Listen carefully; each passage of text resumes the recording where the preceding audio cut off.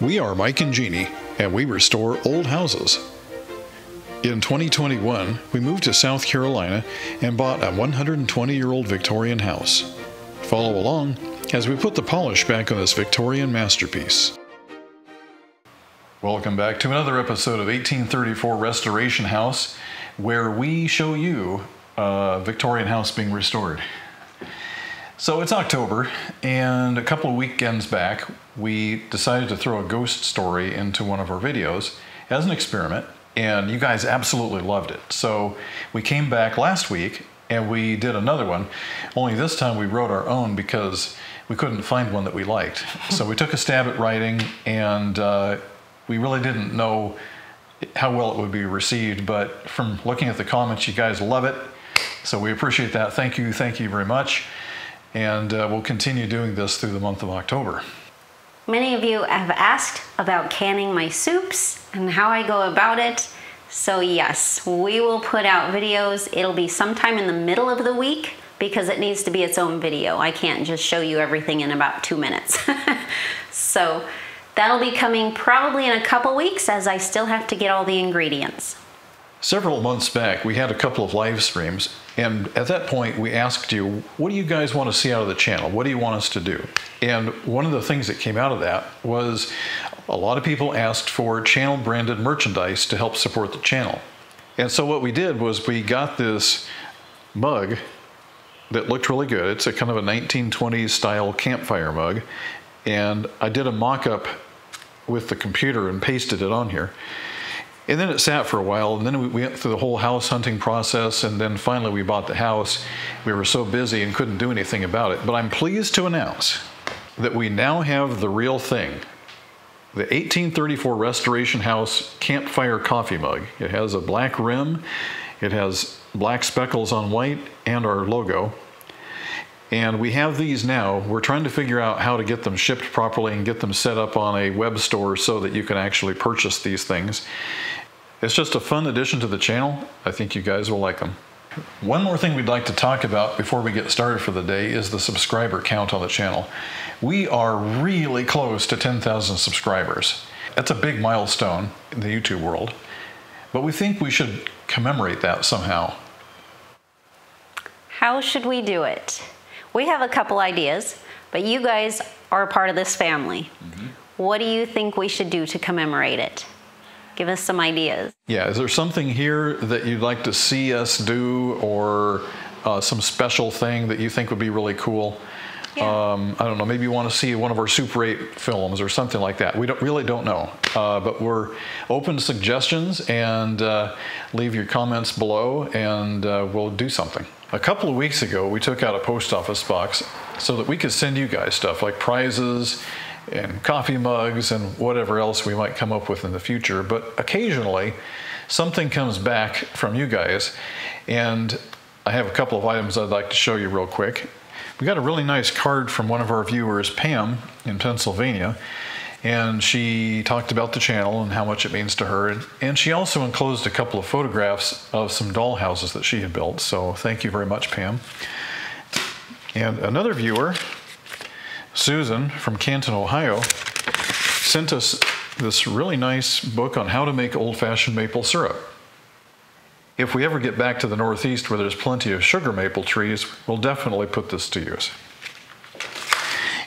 And another viewer, Kimberly, she has a sense of humor because she sent us this book on Outwitting Squirrels. So we're definitely going to read this one because we have a squirrel problem still. We'll talk more about that in a few minutes. But thank you for the book. She also sent us a couple of pairs of Squirrel Whisperer socks and a constant reminder of our squirrel problem, this little nut bowl. So we've filled it up with some chocolate covered nuts, and we keep this on the desk just to munch on. So thank you very much, Kimberly. We love your sense of humor. The closet is done. I love it. Put all the coats down here and the jackets, and I put candles here instead of all the winter stuff because we don't need the heavy winter stuff down here like we did up north. So the candles also make it smell really good in here. It's much better than a tool room. And then I put the hats up there.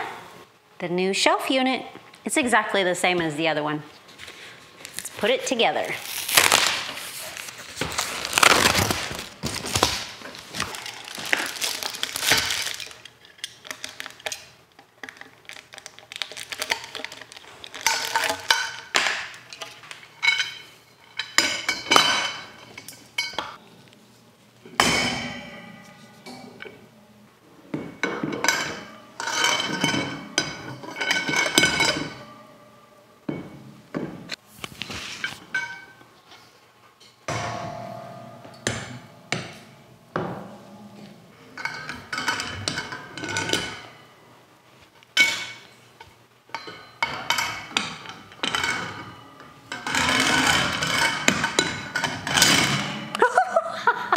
Well, that didn't work, did it?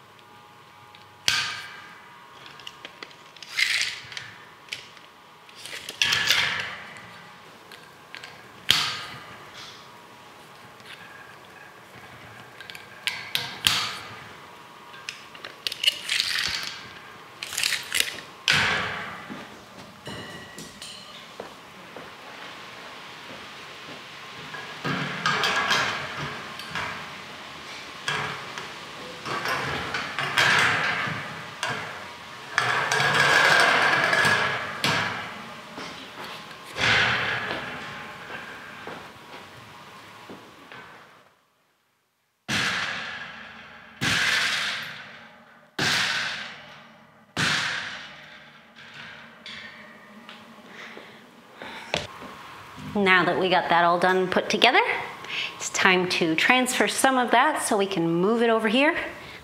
We'll put that other shelf right here, and then we can walk around it easier and find everything we need. Put the tools, box parts. It looks beautiful. We got it all organized and all set up, and we can walk all the way around both shelves. We're going to do something a little fun here. So these are Dietz lanterns. You see these things all the time at antique stores, junk shops, flea markets, and they're usually a little bit rusty and kind of decrepit looking. But here's the thing. Did you know that they still make these to this day? You can still buy these brand new. They're no longer made in the US, but they're still the exact same lanterns that were built 150 years ago. These are the Blizzard Model 80 Dietz lanterns, and they work great. We use them every night in our 1834 house. It was fantastic, and they're great even outside. We used them during Halloween last year. We used them in the wind. In the winter, you could light up the snow pretty good with them, and you could walk around everywhere. We used them all over up there. It was fantastic, and we never had trouble with them leaking or not giving us enough light or going out. Fantastic. So I thought I'd go to Walmart and find some cheap fuel. This kerosene 1K, it says clean burning fuel for lanterns. Don't be fooled, people. Don't be fooled. It stinks so bad. It smells like a truck shop or something. It's like a diesel repair shop in here. This stuff smells exactly like diesel. It burns nasty, and it smokes, and it stinks. Don't be fooled. This is not for lanterns. No. Instead, what you're gonna want is the Firefly Clean Fuel. This stuff, you can get it in many different sizes. You can even get it in huge barrels. This is a 5-gallon, and that's usually what we buy. That's what we used up in New York as well. And it burns really clean, just about odorless, and it's a long-lasting fuel. It really is fantastic. So here's the problem. We burned the kerosene in these lanterns. You hear the term kerosene lantern? well, you really don't want to burn kerosene. In fact, just a fun fact here, the old timers, they used to use whale oil, which was perfect, but hard to find these days. So what we're going to do is take these lanterns and we're going to clean them, and we're going to change the wicks, and we'll start burning the good fuel again. The first thing I'm going to do is knock out the plug.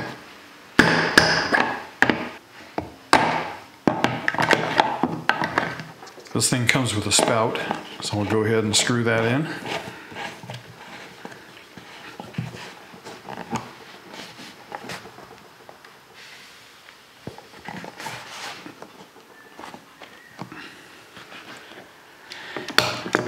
And I'm going to take the vent plug loose.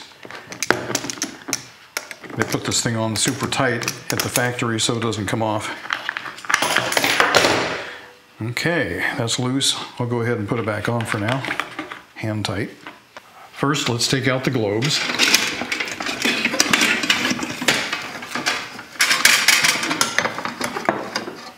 Set those aside. And the next thing we'll do is we'll take these burners off and pull it out along with the wicks. Wait, let me get my gloves. Okay.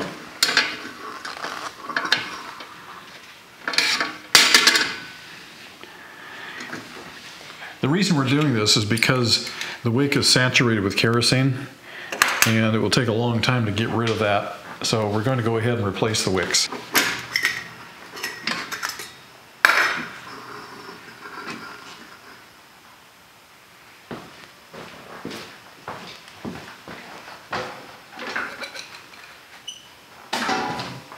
There we go. Let's take some denatured alcohol and pour it down in there.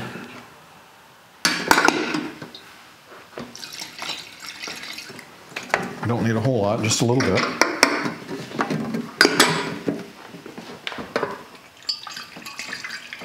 The alcohol is a solvent, and it's going to break down the kerosene, and so we'll swish it around, and then we'll dump it out in the back 40 somewhere.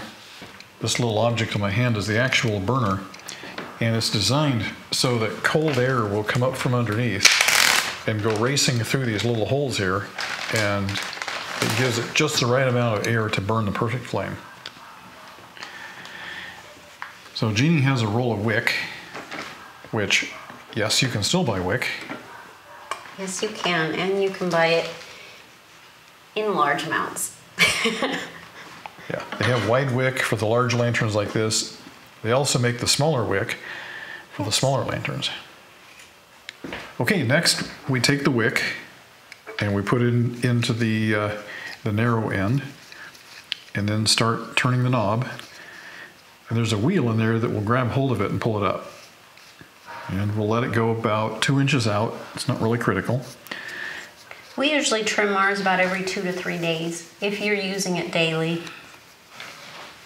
That's how often I had to. Okay, then we hold it so the wheel is on the right hand side and stuff the wick in.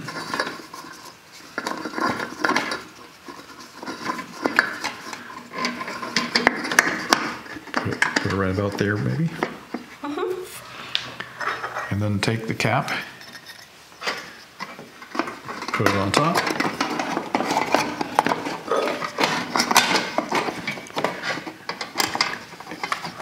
And then twist it clockwise until it locks in place.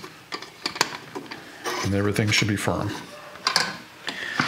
Okay, we'll set that aside for now. Now to clean the glass. The glass eventually gets a smoky tint to it because of the combustion byproducts. Like this one. You can kind of see it. Your lanterns will always put out their best light if the globes are clean. I'm using Pledge multi-purpose cleaner. It works great. There we go.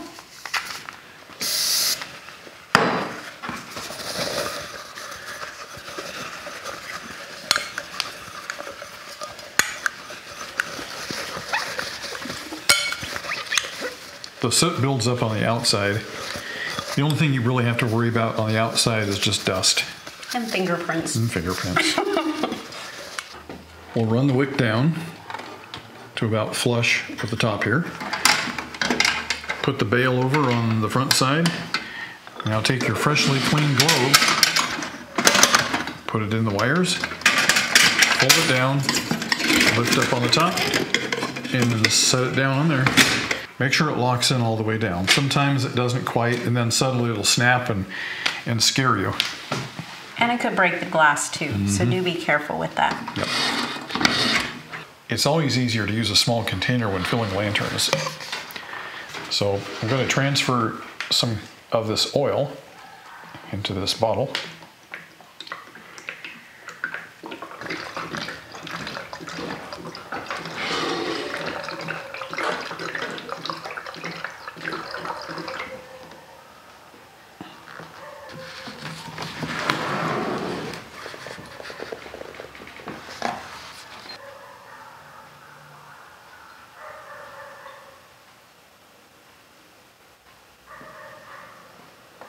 You don't want to fill these lanterns completely full because there is a rim down here on the bottom. And if you slosh it around too much, it'll overspill. So you do want to be careful with that.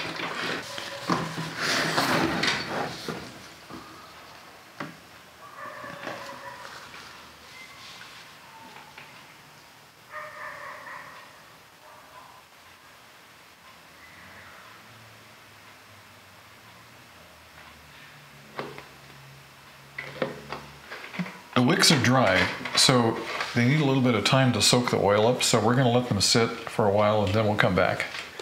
Be sure and take them way down so that they can soak all the way up. But don't go too far down or you'll drop the wick.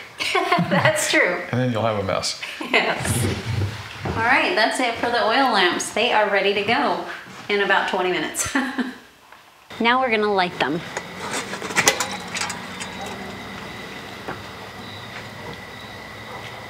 Put the wick up a little bit and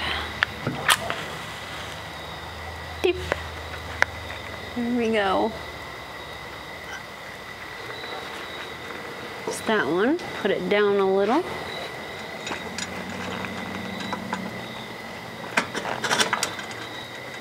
Put that down. And there we go. There's the first one. Take that, please. Oh, come on, come on, come on. Stay lit. It's a little bit windy out tonight. Yes, it is. This was very common back in the old days. They would hang lanterns on their front porch so that they could see.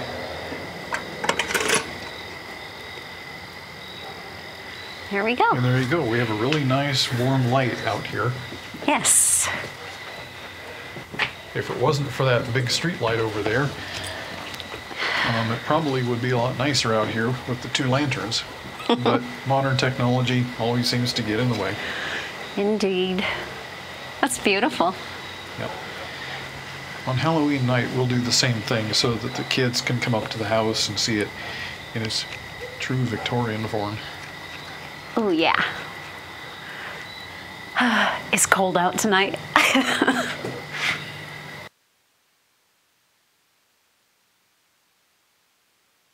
This morning, it is 47 outside, and it's only supposed to get to 66 today, but it is 65 in the house. It's time to turn the heat on. Oh, heat. Ooh, 76? I think that's a bit too high. Let's put it to 67, 68? Let's put it to 68. That'll be 3 degrees warmer. I think I should go get a jacket on. My hair is still wet. Well, we thought we had it made. We haven't seen any sign of squirrels in the house for the last couple of weeks, and it's been great. But yesterday, we heard the sound of a squirrel running upstairs, really loudly. And so I went running up there to find out what was happening. And I didn't hear anything after that. Well, Jeannie was still downstairs, down in the main hallway, and she could hear it above her. And so we figured out that it's running around in the ceiling above the main hallway. Thing is, we don't know how it got there. We never hear it in the bedroom anymore, which is where they were before, so we know that's not a factor. But somehow, these squirrels are still getting in the house and still causing havoc. So we're going to do a walk around and see if we can find an entry point.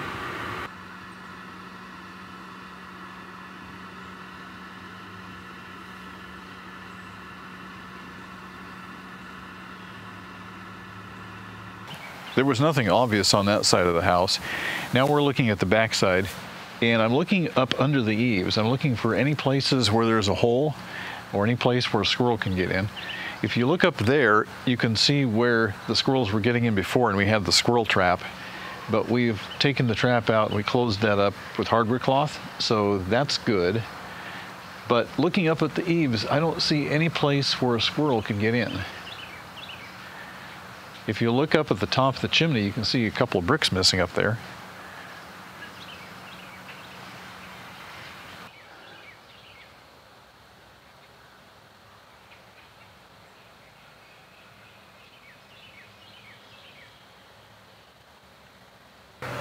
This is the front of the house, and I don't see anything. I don't see holes. I don't see any place where a squirrel could get in. It's a real mystery. I just don't understand what's happening. But somewhere, somehow, there's a small hole. Jeannie just made a discovery. If you look here, that screen looks like it came off the chimney cap. Now, whether it was knocked off by wind or was taken off by squirrel, we really don't know. But that could be a factor. If you look down at this window screen over here, you can see where something was tearing it open. Where does that chimney go? It goes here in the parlor, the dining room, the yellow bedroom, and the grand bedroom. We're trying to work this out in our heads. So we have a fireplace and a chimney here, and then we go across the hall, and we have another fireplace and chimney here. Now we noticed yesterday that the squirrel was running right about in here somewhere. And that's just about parallel with the two chimneys. So I think that somehow, some way, there must be a hole in a chimney somewhere, and it's able to get into the house and start running into the structure. We don't have any access into the structure here in the grand bedroom. Everything is closed up, except for the actual fireplace itself, which is stuffed with newspapers. But there's no access into the substructure. This room, on the other hand, is different because somebody blew out the back wall of this closet and opened it up into the attic space. So we can go in here and take a look around. This is the room in the closet. So recently, we replaced the shingle caps on the outside of this. And over there is where the squirrel trap was set. So I believe there's still something going on here.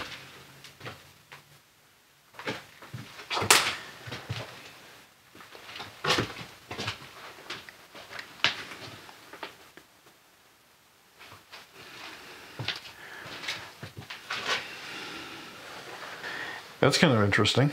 Yeah. There's a missing board there. There's debris everywhere. We should come in here and vacuum everything up. So we've been looking around this room and we're finding all kinds of clues. There are turds. There are shreds of insulation that are just scattered around. I took a look up here and found a couple of interesting things. So let's take a look at these two photographs here, and you can see where there appears to be a nest right here. And over here, we're not really sure if this is an entrance point or what this is. Here's a spot where the sheathing has been broken, and a squirrel could fit through there.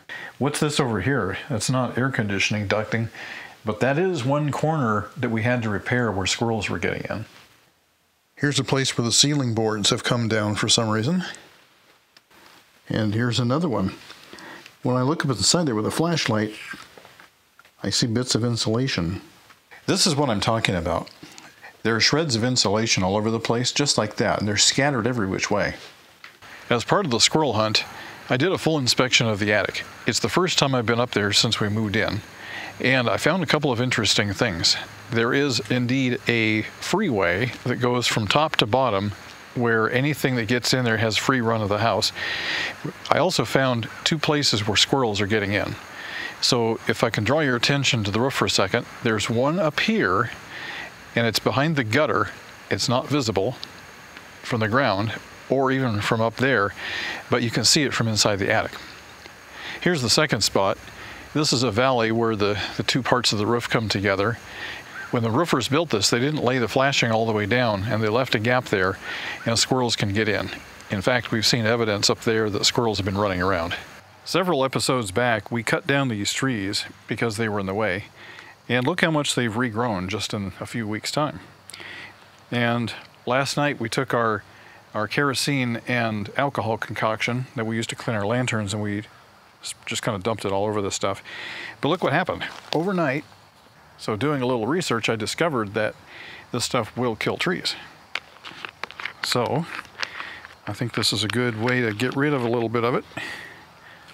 So I'll just kind of sprinkle some on there.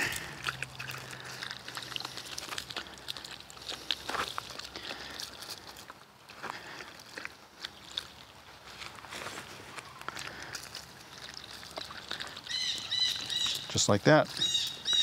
Let the root system soak it up, and if we're lucky, the tree will die. Our nemesis, the squirrels, love the great magnolia tree. And it's because of these. This is a seed pod, and it came out of where the flower was before.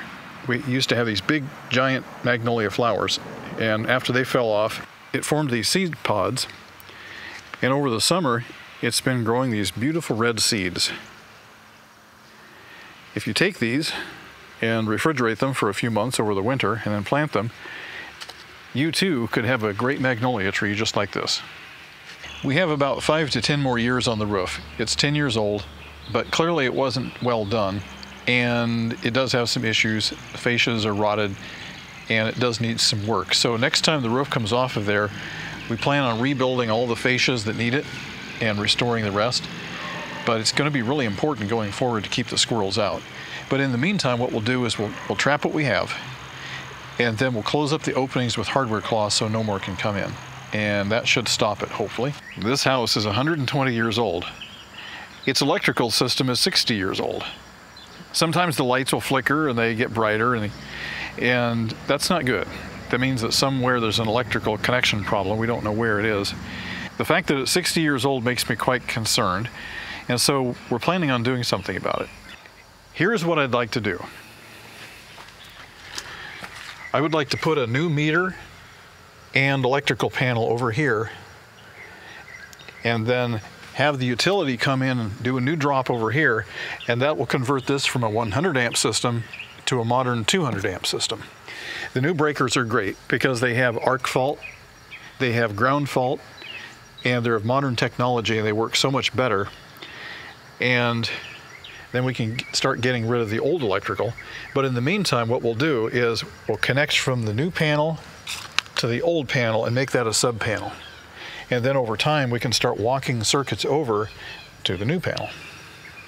We've shown you this in past videos, but it's a good refresher since we're on the topic. Under this panel are the original fuses that were put in to run this house.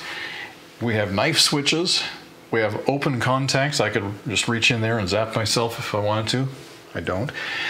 But here's the weird thing, is that both legs of the circuits are fused. And that's something that we never do in modern building codes. So all of this will be coming out and being replaced. Although maybe we'll leave part of it in here just for historical purposes. But that's part of it. This is the clock timer for the water heater. It does nothing, so it's coming out. This is the original electrical system of the house. This wall here used to be the back wall before any additions were ever put on. But then they did an electrical upgrade. Here's an antique square D fusible disconnect. And here's another fuse box here with a disconnect switch. So this is the first electrical upgrade that was ever done. The breakers we showed you a moment ago was the second electrical upgrade that was ever done. And what we're going to do soon is the third electrical upgrade that this house has ever had in 120 years. Replacing the electrical service on a house is a fairly big project and takes a lot of coordination. It takes coordination between the homeowner and the utility company and the county and sometimes the city. Well, because we live in a small town, they don't have their own building department. They've delegated that responsibility to the county. And so the county requires that they have permission from the town. So I went ahead and got that. Here's the permission from the town. It spells out where and who and what. And then we have to file a building permit with the county with this letter attached to it and the all-important check. The next step is to go ahead and file all this paperwork, and then we wait for an answer from the county, which I assume should be yes, because there's no real good reason to deny the upgrading of an electrical system in a 120-year-old house.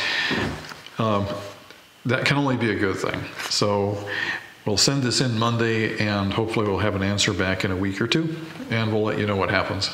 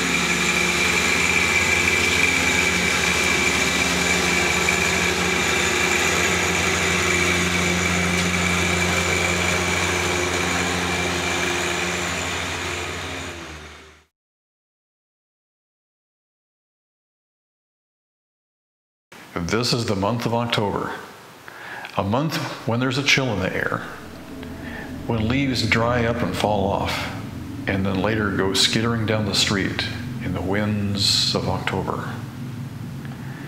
It's also a month when scary stories begin to be told. And it's only fitting that since we live in a Victorian house, that we tell a tale from the Victorian era.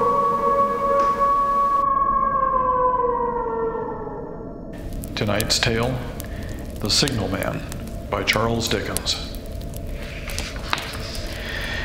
"Hello, below there!" When he heard a voice thus calling him, he was standing at the door of his box with a flag in his hand, furled around its short pole. One would have thought, considering the nature of the ground, that he could not have doubted from what quarter the voice came. But instead of looking up to where I stood at the top of the steep cutting nearly over his head, he turned himself about and looked down the line. There was something remarkable in his manner of doing so, though I could not have said for my life what. But I knew it was remarkable enough to attract my voice, even though his figure was foreshortened and shadowed. Down in the deep trench, and mine was high above him, so steeped in the glow of an angry sunset that I had shaded my eyes with my hand before I saw him at all. "Hello, below!" From looking down the line, he turned himself about again, and raising his eyes, saw my figure high above him. "Is there any path by which I might come down and speak to you?" He looked up at me without replying, and I looked down at him without pressing him too soon, with a vague repetition of my idle question. Just then came a vague vibration in the earth and air, quickly changing into a violent pulsation and an oncoming rush that caused me to start back, as though it had a force to draw me down. When such vapor as rose to my height from this rapid train had passed me and was skimming away over the landscape, I looked down again and saw him refurling his flag he had shown while the train went by. I repeated my inquiry. After a pause, during which he seemed to regard me with fixed attention, he motioned with his rolled-up flag towards a point on my level, some 200 or 300 yards distant. I called down to him, "All right," and made for the point. There, by dint of looking closely about me, I found a rough zigzag descending path notched out, which I followed. The cutting was extremely deep and unusually precipitate. It was made through a clammy stone that became oozier and wetter as I went down. For these reasons, I found the way long enough to give me time to recall a singular air of reluctance or compulsion with which he had pointed out the path. When I came down low enough upon the zigzag descent to see him again, I saw that he was standing between the rails on the way by which the train had lately passed, in an attitude as if he were waiting for me to appear. He had his left hand at his chin, and that left elbow rested on his right hand, crossed over his breast. His attitude was one of such expectation and watchfulness that I stopped for a moment, wondering at it. I resumed my downward way, and stepping out upon the level of the railroad and drawing nearer to him, saw that he was a dark, sallow man with a dark beard and rather heavy eyebrows. His post was in as solitary and dismal a place as I ever saw. On either side, a dripping, wet wall of jagged stone, excluding all view but a strip of the sky, the perspective one way only, a crooked prolongation of this great dungeon, the shorter perspective in the other direction terminating in the gloomy red light, and the gloomier entrance to a black tunnel, in whose massive architecture there was a barbarous, depressing, and forbidding air. So little sunlight ever found its way to this spot that it had an earthly, deadly smell, and so much cold wind rushed through it that a chill struck to me, as if I had left the natural world. Before he stirred, I was near enough to him to have touched him. Not even then removing his eyes from mine, he stepped back one step and lifted his hand. This was a lonesome post to occupy, I said, and it had riveted my attention when I looked down from up yonder. A visitor was a rarity, I should suppose, not an unwelcome rarity, I hoped. In me, he merely saw a man who had been shut up within narrow limits all his life, and who, being at last set free, had a newly awakened interest in these great works. To such purpose I spoke to him, but I am far from sure of the terms I used, for besides that I am not happy in opening any conversation, there was something in the man that daunted me. He directed a most curious look towards the red light near the tunnel's mouth, and looked all about it, as if something was missing from it, and then he looked at me. That light was part of his charge, was it not? He answered in a low voice, "Don't you know it is?" The monstrous thought came into my mind as I perused the fixed eyes and the santarine face, that this was a spirit, not a man. I have speculated since whether there may have been infection in his mind. In my turn, I stepped back, but in making the action, I detected in his eyes some latent fear of me. This put the monstrous thought to flight. "You look at me," I said, forcing a smile, "as if you had a dread of me." "I was doubtful," he returned, "whether I had seen you before." "Where?" He pointed to the red light he had looked at. "There?" I said. Intently watchful of me, he replied, but without sound, "Yes." "My good fellow, what should I do there? However that be as it may, I never was there, you may swear." "I think I may," he rejoined. "Yes, I am sure I may." His manner cleared like my own. He replied to my remarks with readiness, and in well-chosen words. He had much to do here. Yes, that was a say. He had enough responsibility to bear, but exactness and watchfulness were what was required of him, and of actual work, manual labor, he had next to none. To change that signal, to trim those lights, and to turn this iron handle now and then was all he had to do. Regarding those many long and lonely hours of which I seemed to make so much, he could only say that the routine of his life had shaped itself into that form, and he had grown used to it. He had taught himself a language down here, if only to know it by sight, and to have formed his own crude ideas of its pronunciation could be called learning it. He had also worked at fractions and decimal and tried a little algebra, but he was, and had been as a boy, a poor hand at figures. Was it necessary for him, when on duty, always to remain in that channel of damp air? And could he never rise into the sunshine from between those high stone walls? Why, that depended upon times and circumstances. Under some conditions, there would be less upon the line than others, and the same held good as to certain hours of day and night.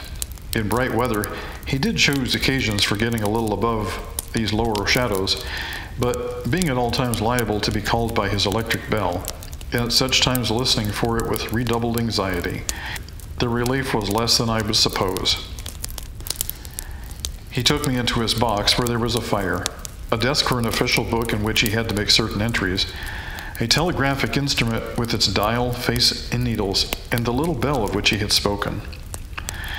On my trusting that he would excuse the remark that he had been well educated, and I hoped I might say without offense, perhaps educated above that station, he observed that instances of slight incongruity in such wise would rarely be found wanting among large bodies of men, that he had heard it was so in workhouses, in the police force, and even in the last desperate resource, the army, and that he knew it was so, more or less, in any great railway staff.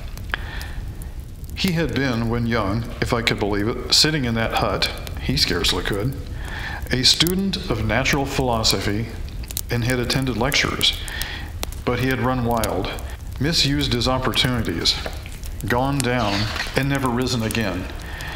He had no complaint to offer about that. He had made his bed, and he lay upon it. It was far too late to make another. All that I have here condensed, he said in a quiet manner, with his grave dark regards divided between me and the fire. He threw in the word sir from time to time, and especially when he referred to his youth, as nothing to request me to understand that he claimed to be nothing but what I found him to be. He was several times interrupted by the little bell, and had to read off messages and send replies. Once he had to stand without the door and display a flag as the train passed, and make some verbal communication to the driver. In the discharge of his duties, I observed him to be remarkably exact and vigilant, breaking off his discourse at a syllable, and remaining silent until what he had to do was done. In a word, I should have set this man down as one of the safest men to be employed in that capacity, but for the circumstance that while he was speaking to me, he twice broke off with a fallen color, turned his face towards the little bell that did not ring, opened the door of the hut, which was kept shut to exclude the healthy damp, and looked out towards the red light near the mouth of the tunnel. On both of these occasions, he came back to the fire with an inexplicable air about him, which I had remarked without being able to define when we were so far asunder. Said I, when I rose to leave him, "You almost make me think that I have met a contented man." I am afraid I must have said this just to lead him on. "I believe it used to be so," he rejoined, in the low voice in which he had first spoken. "But I am troubled, sir, I am troubled." He would have recalled the words if he could.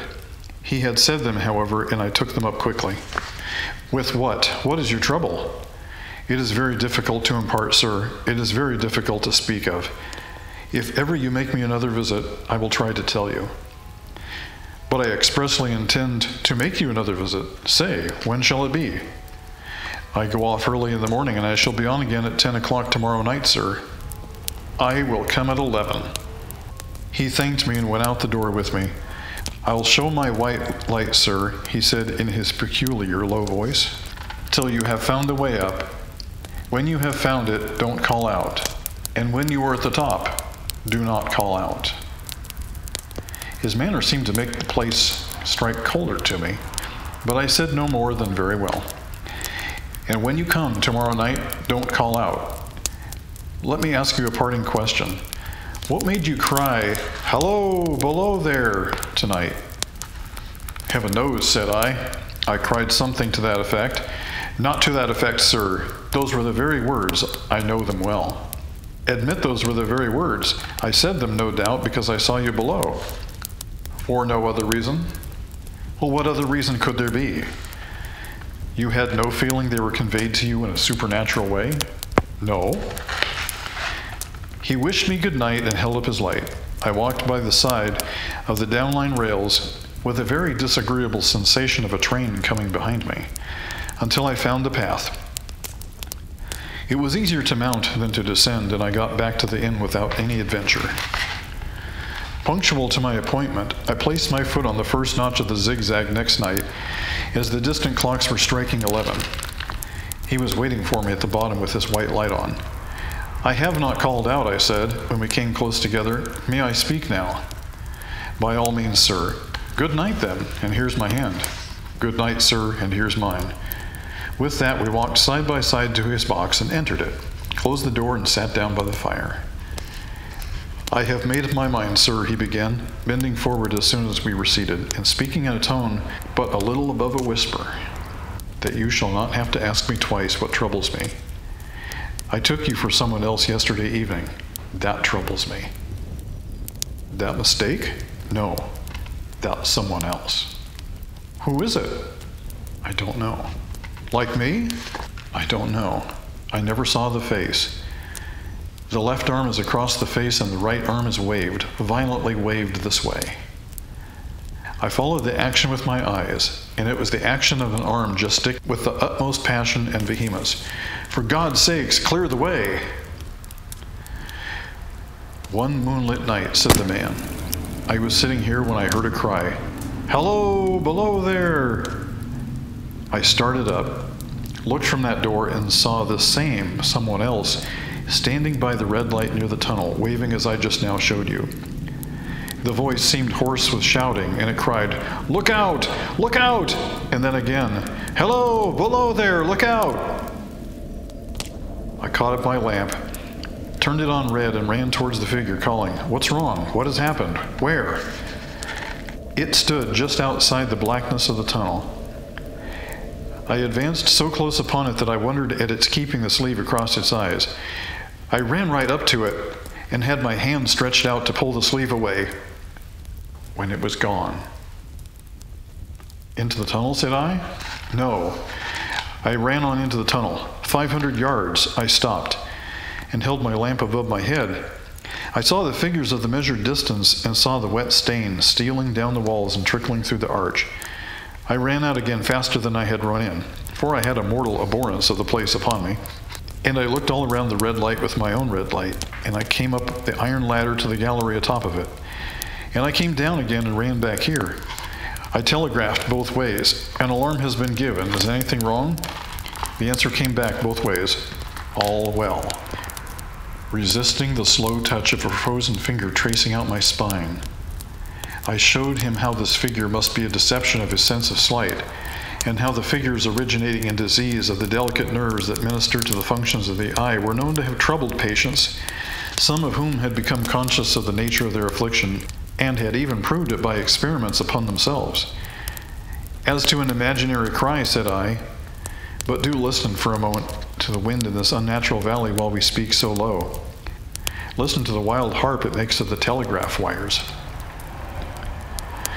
That was all very well, he returned, after we had sat listening for a while, and he ought to know something of the wind in the wires.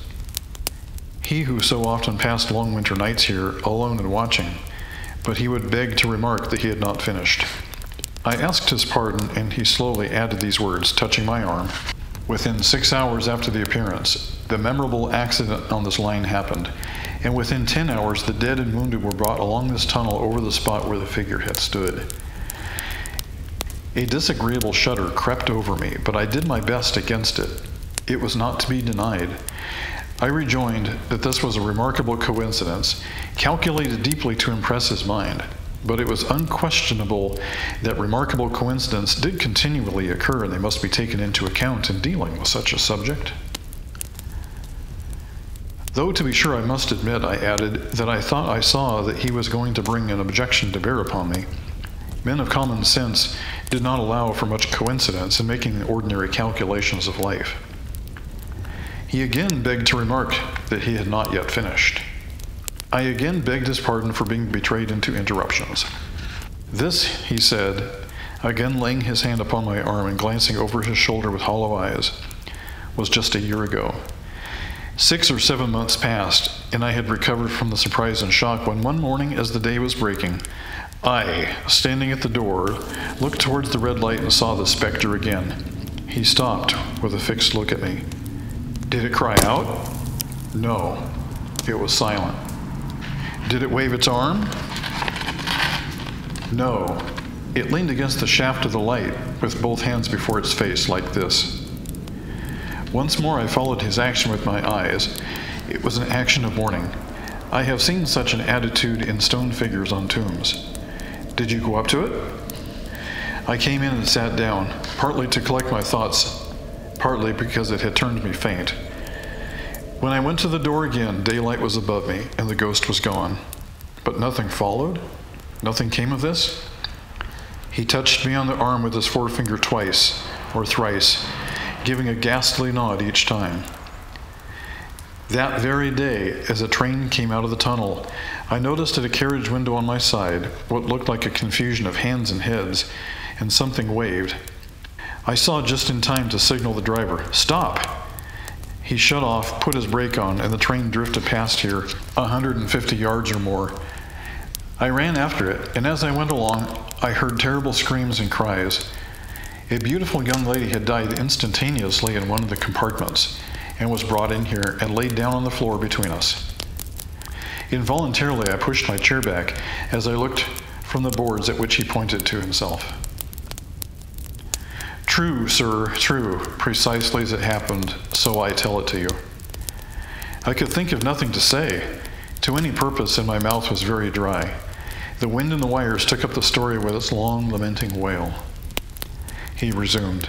Now, sir, mark this, and judge how my mind is troubled. The specter came back a week ago. Ever since it has been there, now and again by fits and starts. And the light? At the danger light. What does it seem to do?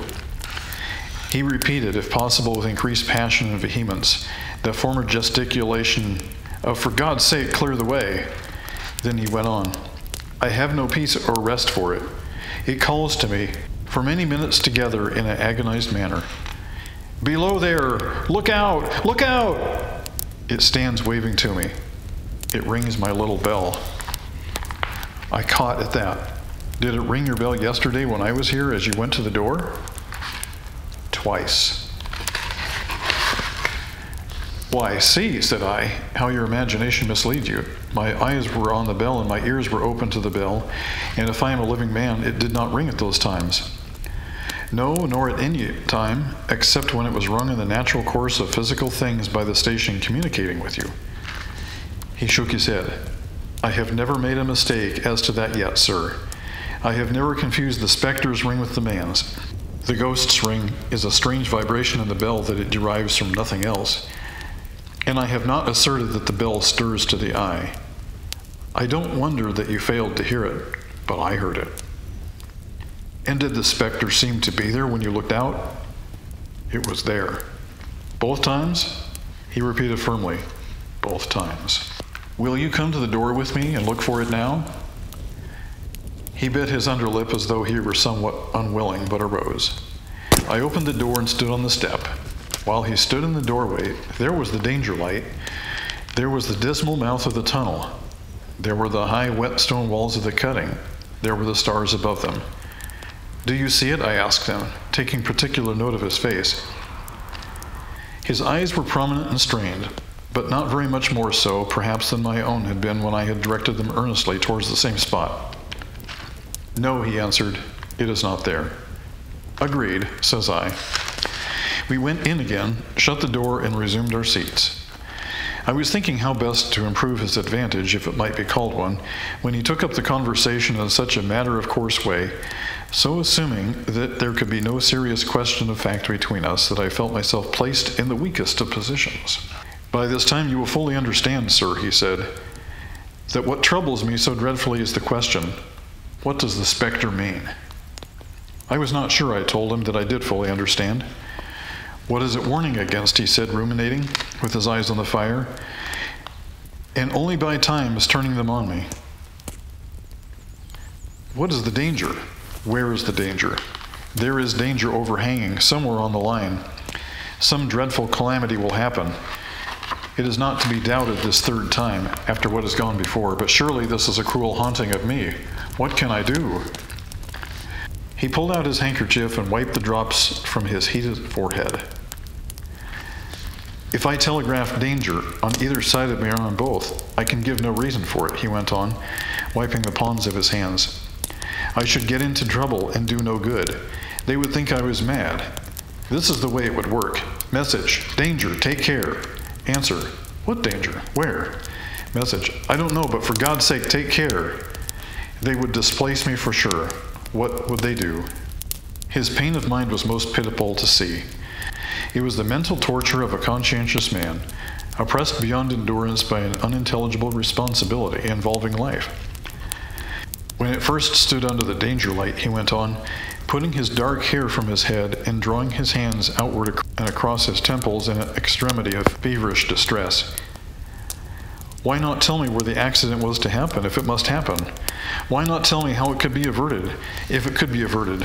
When on its second coming it hit his face, why not tell me instead? She is going to die. Let them keep her at home.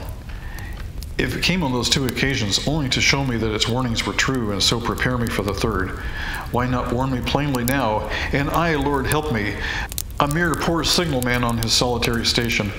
Why not go to somebody with credit to believe and the power to act? When I saw him in this state, I saw that for the poor man's sake as well as for the public safety, what I had to do for the time was to compose his mind. Therefore, setting aside all question of reality or unreality between us, I represented to him that whoever thoroughly discharged his duty must do well, and that at least it was his comfort that he understood his duty, though he did not understand these confounding appearances. In this effort, I succeeded far better than in the attempt to reason him out of his conviction. He became calm. The occupations incidental to his post as the night advanced began to make larger demands on his attention, and I left him at 2 a.m. I had offered to stay through the night, but he would not hear of it. That I more than once looked back at the red light as I ascended the pathway, that I did not like the red light, and that I should have slept but poorly if my bed had been under it, I see no reason to conceal. Nor did I like the two sequences of the accident and the dead girl. I see no reason to conceal that either. But what ran most in my thoughts was the consideration how ought I to react, having become the recipient of this disclosure. I had proved the man to be intelligent, vigilant, painstaking, and exact, but how long might he remain so in his state of mind? Though in a subordinate position, still he had the most important trust. And would I, for instance, like to stake my own life on the chances of his continuing to execute it with precision? Unable to overcome a feeling that there would be something treacherous in my communicating what he had been told to his superiors in the company without first being plain with himself, and proposing a middle course to him, I ultimately resolved to offer to accompany him, otherwise keeping the secret for the present, to the wisest medical practitioner we could hear of in these parts, and to take his opinion. A change in his time of duty would come around the next night. He had apprised me, and he would be off an hour or two before sunrise, and on again soon after sunset. I had appointed to return accordingly. Next evening was a lovely evening, and I walked out early to enjoy it. The sun was not quite down when I traversed the field path near the top of the deep cutting. I would extend my walk for an hour, I said to myself, half an hour on and half an hour back, and it would be the time to go to the signalman's box. Before perusing my stroll, I stepped to the brink and mechanically looked down from the point which I had first seen him. I cannot describe the thrill that seized upon me when, close at the mouth of the tunnel, I saw the appearance of a man, with his left sleeve across his eyes, passionately waving his right arm. The nameless horror that oppressed me passed in a moment, For in a moment I saw that this appearance of a man was a man indeed, and that there was a little group of other men standing at a short distance, to whom he seemed to be rehearsing the gesture he made. The danger light was not yet lighted. Against its shaft, a little low hut, entirely new to me, had been made of some wooden supports and tarpaulin. It looked no bigger than a bed. With an irresistible sense that something was wrong, with a flashing self-reproachful fear that fatal mischief had come of my leaving the man there and causing no one to be sent to overlook or correct what he did, I descended the notched path with all the speed I could make. "What is the matter?" asked the men. "Signal man. Killed this morning, sir." "Not the man belonging to that box?" "Yes, sir." "Not the man I know?" "You will recognize him, sir, if you knew him," said the man who spoke for the others, solemnly uncovering his own head and raising an end of the tarpaulin, for his face is quite composed. "Oh, how did this happen? How did this happen?" I asked, turning from one to another as the hut closed in again. "He was cut down by an engine, sir. No man in England knew his work better, but somehow he was not clear of the outer rail. It was just at broad day. He had struck the light and had the lamp in his hand. As the engine came out of the tunnel, his back was towards her, and she cut him down. The man drove her and was showing how it happened. Show the gentleman, Tom." The man, who wore a rough, dark dress, stepped to his former place at the mouth of the tunnel. "Coming round the curve at the tunnel, sir," he said, "I saw him at the end, like as if I saw him down a perspective glass. There was no time to check speed, and I knew him to be very careful. As he hadn't seemed to take heed of the whistle, I shut it off when we were running down upon him, and I called him as loudly as I could call." "What did you say?" "I said, 'Below there! Look out! Look out! For God's sake, clear the way!'" I started. "Ah, it was a dreadful time, sir. I never left off calling to him.